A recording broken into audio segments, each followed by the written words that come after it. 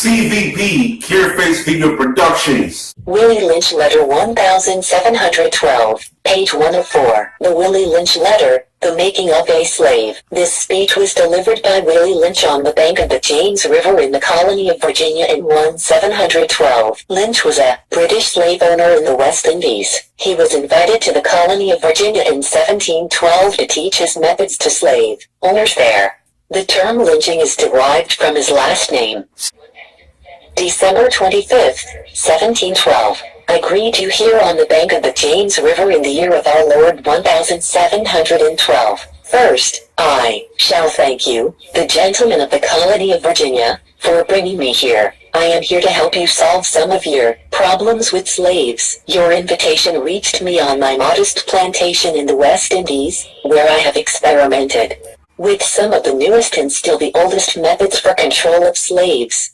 Ancient Romans would envy us if my program is implemented. As our boat sailed south on the James River, named for our illustrious king, whose version of the Bible we cherish, I saw enough to know that your problem is not unique. While Rome used cords of wood as crosses for standing human bodies along its highways in great numbers, you are here using the tree and the rope on occasions. I caught the whiff of a dead slave hanging from a tree a couple miles back. You are not only losing valuable stock by hangings, you are having uprisings. Slaves are running away. Your crops are sometimes left in the fields too long for maximum profit. You suffer occasional fires. Your animals are killed. You know what your problems are. I do not need to elaborate. I am not here to enumerate your problems. I am here to introduce you to a method of solving them. In my bag here, I have a foolproof method for controlling your black slaves. I guarantee every one of you that if installed correctly, it will control the slaves for at least 300 years. You see what's happening here? Niggerish. 201-2. My method is simple. Any member of your family or your overseer can use it. I have outlined a number of differences among the slaves and make the differences bigger. I use fear, distrust, and envy for control. You see? They use trust, envy for control. These methods have worked on my modest plantation in the West Indies, and it will work throughout the South. Take this simple little list of differences and think about them. On top of my list is age, but it's there only because it starts with an A. The second is color or shade. There is intelligence, size, sex, size of plantations, and status on plantations. Attitude of owners, whether the slaves live in the valley, on a hill, east, west, north, south. Do you get that part? Have fine hair, coarse hair, or is tall or short. Now that you have a list of differences, I shall give you an outline of action, but before that, I shall assure you that distrust is stronger than trust and envy stronger than adulation, respect, or admiration. The black slaves, after receiving this indoctrination, shall carry on and will become self-refueling and self-generating for hundreds of years, maybe thousands. Don't forget you must pitch the old black male versus the young black male, and the young black male against the old black male. You must use the dark-skinned slaves versus the light-skinned slaves, and the light-skinned slaves versus the dark. Subscribe to this channel for more videos like these. Alright, here we go. You must use the female versus the male, and the male versus the female. You must also have your white servants and overseers distrust all blacks. It is necessary that your slaves trust and depend on us. They must love, respect, and trust only us. These kits are your keys to control. Use them. Have your wives and children use them. Never miss an opportunity. If used intensely for 1 year, the slaves themselves will remain perpetually distrustful of each other. Let's make a slave. It was the interest and business of slaveholders to study human nature, and the slave nature in particular, with a view to practical results. I and many of them attained astonishing proficiency in this direction. They had to deal not with earth, wood, and stone, but with men, and by every regard they had for their own safety and prosperity they needed to know the material on which they were to work. Conscious of the injustice and wrong they were every hour perpetuating, and knowing what they themselves would do. Were they the victims of such wrongs? They were constantly looking for the first signs of the dreaded retribution. They watched, therefore, with skilled and practiced eyes, and learned to read with great accuracy the state of mind and heart of the slave, through the sable face, unusual sobriety, Apparent abstractions, sullenness and indifference indeed, any mood out of the common was afforded ground for suspicion and inquiry. Let us make a slave. What do we need? First of all we need a black nigger man.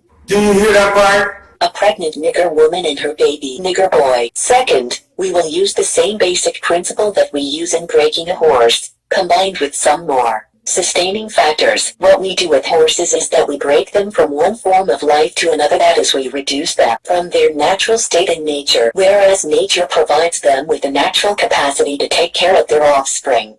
We break that natural string of independence from them and thereby create a dependency status, so that we may be able, page 204, to get from them useful production for our business and pleasure. Cardinal principles for making a Negro. Because we are not in tune with nature anymore. So basically, breaking us from nature, take us from reality, and give us illusion. That's what it's all about. Let us depend on illusion. We won't depend on nature. For fear that our future generations may not understand the principles of breaking both of the beasts together, the nigger and the horse, we understand that short-range planning economics results in periodic economic chaos, so that to avoid turmoil in the economy, it requires us to have breadth and depth in long-range comprehensive planning, articulating both skill-sharp perceptions. We lay down the following principles for long-range comprehensive economic planning. Both horse and niggers is no good to the economy in a wild or natural state. Both must be broken and tied together for orderly production. For orderly future, special and particular attention must be paid to the female and the youngest offspring. Both must be crossbred to produce a variety and division of labor. Both must be taught to respond to a peculiar new language. Psychological and physical instruction of containment must be created for both. We hold the 6 cardinal principles as truth to be self-evident, based upon the following: the discourse concerning the economics of breaking and tying the horse and the nigger together, all inclusive of the 6 principles laid down about. Note, neither principle alone will suffice for good economics. All principles must be employed for orderly good of the nation. Accordingly, both a wild horse and a wild or nature nigger is dangerous even if captured, for they will have the tendency to seek their customary freedom, and in doing so, might kill you in your sleep. You cannot rest. They sleep while you are awake, and are awake while you are asleep. They are dangerous near the family house, and it requires too much labor to watch them away from the house. Above all, you cannot get them to work in this natural state. Hence both the horse and the nigger must be Do your own research. broken, that is, breaking them from one form of mental life to another. Keep the body, take the mind. In other words, break the will to resist. Now the breaking process is the same for both the horse and the nigger, only slightly varying in degrees.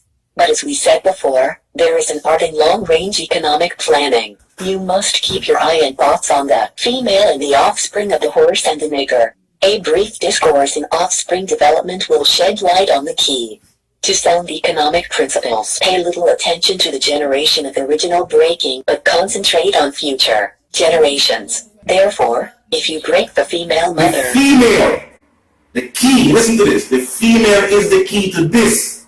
You see, once they break the female, she will break the offspring in its early years of development, and when the offspring is old enough to work, she will deliver it up to you, for her normal female protective tendencies will have been lost in the original breaking process. For example, take the case of the wild stud horse, a female horse and an already infant horse, and compare the breaking process with 2 captured nigger males in their natural state, a pregnant nigger women with their infant offspring. Take the stud horse. You understand that? Break him for limited containment. Completely break the female horse until she becomes very gentle, whereas you or anybody can ride her in her comfort. Breed the mare and the stud until you have the desired offspring. Then you can turn the stud to freedom until you need him again. Train the female horse whereby she will eat out of your hand, and she will in turn train the infant horse to eat out of your hand also. When it comes to breaking the uncivilized nigger, use the same process. But